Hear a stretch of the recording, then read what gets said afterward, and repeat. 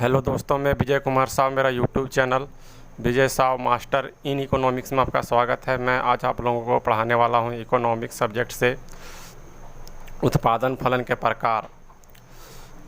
जो मैं आज पढ़ाऊंगा उस टॉपिक का नाम है उत्पादन फलन के प्रकार।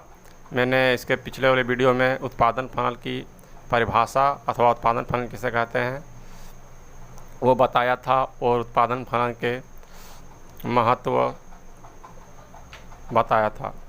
इस वीडियो में उत्पादन फलन के प्रकार को देखेंगे, उत्पादन फलन कितने प्रकार के होते हैं ये सब इन वीडियो में देखेंगे, तथा उत्पादन फलन के थोड़ा अर्थ भी इसमें बताएंगे ताकि इसको समझने में थोड़ा, जो उत्पादन फलन की परिभाषा और महत्व वाला वीडियो नहीं देखें उसको मैं समझने में दिक्कत ना हो, इसीलिए इस वीडियो में भी उत्पादन फलन की परिभाषा अथवा उत्पादन फलन किसे कहते हैं उसको बताया गया है।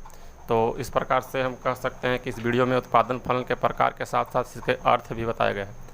तो चलिए देखते हैं उत्पादन फलन के कितने प्रकार होते हैं। आज का टॉपिक है उत्पादन फलन के प्रकार। पहले उत्पादन फलन देखने तक किसे कहते हैं, तो लिखा है उत्पादन फलन आधा इनपुट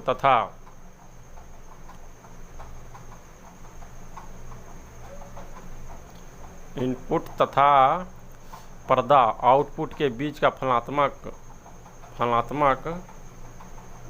संबंध है। उत्पादन फलन क्या है, तो उत्पादन फलन आधा तथा पर्दा आउटपुट के बीच का फलनात्मक संबंध है। और एक अर्थशास्त्री है स्टीनर के अनुसार, स्टीनर एक अर्थशास्त्री, उसके अनुसार उत्पादन फलन क्या है, तो उसको देखिए, उसका परिभाषा वो दिया है। उत्पत्ति साधनों तथा उत्पत्ति मात्रा के तकनीकी संबंध को अर्थशास्त्र में उत्पादन फलन कहा जाता है। कहने का अर्थ है कि स्टीनर ने कहा है कि उत्पत्ति के साधन तथा उत्पत्ति की मात्रा में जो तकनीकी संबंध होता है उसे उत्पादन फलन कहते हैं।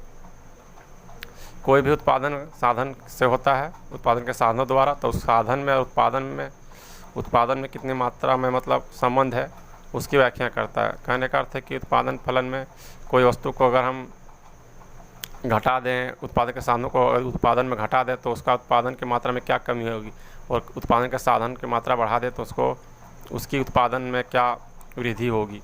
उन सभी दोनों के संबंधों को उत्पादन फलन बताता है, जिसे उत्पादन फलन कहते हैं। अब आगे देखिए, उत्पादन फलन दो प्रकार का होता है। पहला अल्पकालीन उत्पादन और दूसरा दीर्घकालीन उत्पादन फलन। पहला है अल्पकालीन उत्पादन फलन और दूसरा है दीर्घकालीन उत्पादन फलन। अब पहला देखते हैं अल्पकालीन उत्पादन फलन, तो उसको थोड़ा बताया गया है। लिखा है अल्पकालीन उत्पादन फलन दो प्रकार का होता है। पहला अल्पकालीन उत्पादन फलन, दूसरा दीर्घकालीन उत्पादन फलन। अब अल्पकालीन उत्पादन फलन कैसे कहते हैं वो देखते हैं। तो अल्पकालीन उत्पादन फलन पहला में देखते हैं। तो अल्पकालीन उत्पादन फलन को परिवर्तनशील अनुपात का नियम भी कहा जाता है। परिवर्तनशील अनुपात का नियम भी अल्पकालीन उत्पादन फलन को कहा जाता है।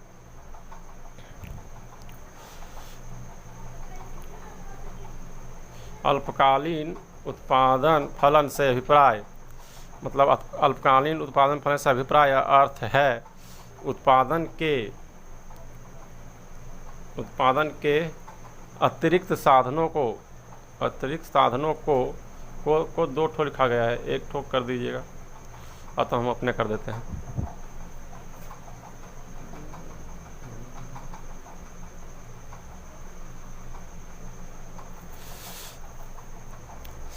अल्पकालीन उत्पादन फलन। अल्पकालीन उत्पादन फलन में परिवर्तनशील अनुपात का नियम भी कहा जाता है। अल्पकालीन उत्पादन फलन को परिवर्तनशील अनुपात का नियम भी कहा जाता है। अल्पकालीन उत्पादन फलन से अभिप्राय है उत्पादन के अतिरिक्त साधन को स्थिर रखकर उत्पादन के एक साधन में परिवर्तन करना, जिसे अल्पकालीन उत्पादन फलन अथवा परिवर्तनशील अनुपात का नियम कहा जाता है। कहने का अर्थ है कि अल्पकालीन उत्पादन फलन उसे कहते हैं जिसमें उत्पादन के अन्य साधनों को अस्थिर रखा जाता है और एक साधन को परिवर्तनशील किया जाता है, उसे अल्पकालीन उत्पादन फलन कहते हैं। अल्पकालीन उत्पादन फलन के तीन प्रकार अथवा तीन अवस्था होती है। अल्पकालीन उत्पादन फलन जो है शॉर्ट प्रोडक्शन फंक्शन, वह तीन प्रकार का होता है या उसका तीन अवस्था होता है। अल्पकालीन उत्पादन फलन की तीन अवस्था होता है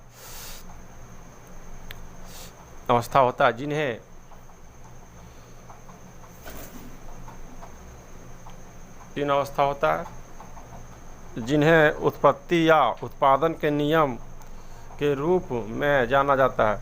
अल्पकालीन उत्पादन फलन के तीन प्रकार हैं जिन्हें उत्पत्ति के नियम से भी जाना जाता है। पहला में है ए नंबर में, देखिए, उत्पत्ति वृद्धि नियम। दूसरा है उत्पत्ति समता नियम बी नंबर में। और तीसरा जो है उत्पत्ति ह्रास नियम। यह अल्पकालीन उत्पादन फलन के तीन प्रकार अथवा उत्पत्ति के तीन नियम है जो अल्पकालीन उत्पादन फलन के प्रकार कह सकते हैं, अथवा उत्पादन के तीन अवस्था कह सकते हैं, अथवा उत्पादन के तीन नियम भी कह सकते हैं। अल्पकालीन उत्पादन फलन के अंतर्गत इन तीन बातों का अध्ययन किया जाता है।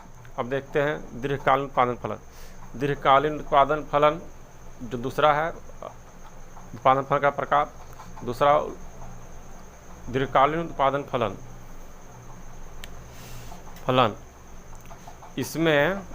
इसमें उत्पादन के सभी साधन परिवर्तनशील होता है। दीर्घकालीन उत्पादन फलन में उत्पादन के सभी साधन परिवर्तनशील होते हैं, उसे दीर्घकालीन उत्पादन फलन कहते हैं। तथा इसे पैमाने के प्रतिफल के नियम से भी जाना जाता है। दीर्घकालीन उत्पादन फलन को पैमाने का प्रतिफल के नियम से भी जाना जाता है और इसमें उत्पादन के सभी साधन परिवर्तनशील होते हैं। मतलब दीर्घकाल में कोई भी उत्पादन करता है तो उसमें सभी साधन को परिवर्तित किया जाता है, लेकिन अल्पकाल में सिर्फ एक साधन को परिवर्तित किया जाता है, बल्कि और जो बाकी साधन होते हैं उसे स्थिर रखा जाता है अल्पकाल में। और दीर्घकाल उत्पादन फलन में उत्पादन के सभी साधनों में परिवर्तन किया जाता है, कोई भी स्थिर नहीं रहता, सभी साधन को बदल दिया जाता है अथवा परिवर्तन किया जाता है। तथा पैमाने का प्रतिफल के भी तीन नियम है, पर इसका भी तीन अवस्था है। दीर्घकालीन उत्पादन फलन में सभी साधन परिवर्तनशील होते हैं तथा इसे पैमाने का प्रतिफल के नियम भी कहा जाता है अथवा जाना जाता है। इसके भी तीन अवस्था होती है, जो पहला है पैमाने के बढ़ते प्रतिफल, दूसरा में पैमाने के स्थिर प्रतिफल, 80 नंबर में है तीसरा पैमाने के ह्रासमान प्रतिफल। ये पैमाने का प्रतिफल के तीन प्रकार के नियम इसमें अध्ययन किया जाता है। पैमाने का प्रतिफल अथवा दीर्घकालीन उत्पादन फलन के अंतर्गत पैमाने का प्रतिफल का नियम का अध्ययन किया जाता है। और अल्पकालीन उत्पादन फलन के जिसे परिवर्तनशील अनुपात का नियम कहते हैं, उसमें भी तीन बातों का अध्ययन किया जाता है, जो है पहला में ये नंबर में उत्पत्ति वृद्धि नियम, उत्पत्ति समता नियम, उत्पत्ति ह्रास नियम। तो इस प्रकार आज मैंने आप लोगों को बताया उत्पादन फलन के प्रकार और देखा कि उत्पादन फलन दो प्रकार का होता है, पहला अल्पकालीन उत्पादन फलन, दूसरा दीर्घकालीन उत्पादन फलन। तथा अल्पकालीन उत्पादन फलन के भी तीन प्रकार होता है, पहला ये नंबर में उत्पत्ति वृद्धि नियम, बी नंबर में उत्पत्ति समता नियम, 80 नंबर में उत्पत्ति ह्रास नियम। और दूसरा जो उत्पादन फलन का प्रकार है दीर्घकालीन उत्पादन फलन, इसमें उत्पादन के सभी साधन परिवर्तनशील होते हैं, उसे दीर्घकालीन उत्पादन फलन कहते हैं। तथा इसे पैमाने के प्रतिफल के नियम से भी जाना जाता है। और इसका भी तीन अवस्था होता है, पहला में पैमाने का प्रतिफल, बी में पैमाने का स्थिर प्रतिफल, सी में पैमाने का ह्रासमान प्रतिफल। इस प्रकार दीर्घकालीन उत्पादन फलन के अंतर्गत पैमाने का प्रतिफल का नियम का अध्ययन किया जाता है, जो कि पैमाने का प्रतिफल भी तीन प्रकार का होता है, जो ABC में भी दिखाया गया है। आज के लिए इतना ही, मिलते हैं दूसरे वीडियो में इकोनॉमिक्स के क्लास में। जो भी मेरे वीडियो देख रहे हैं कृपया मेरे channel Vijay Sao master in economics को सब्सक्राइब करें और मेरे वीडियो को लाइक करें, ताकि आप लोग घर बैठे इकोनॉमिक्स की क्लास अच्छी तरह से कर सकें और फ्री घर बैठे पढ़ सकें। इसी तरह इकोनॉमिक्स की वीडियो देखने के लिए मेरे चैनल को सब्सक्राइब करें। मिलते हैं दूसरा वीडियो में। तब तक के लिए आप लोग मेरे वीडियो देखने के लिए धन्यवाद।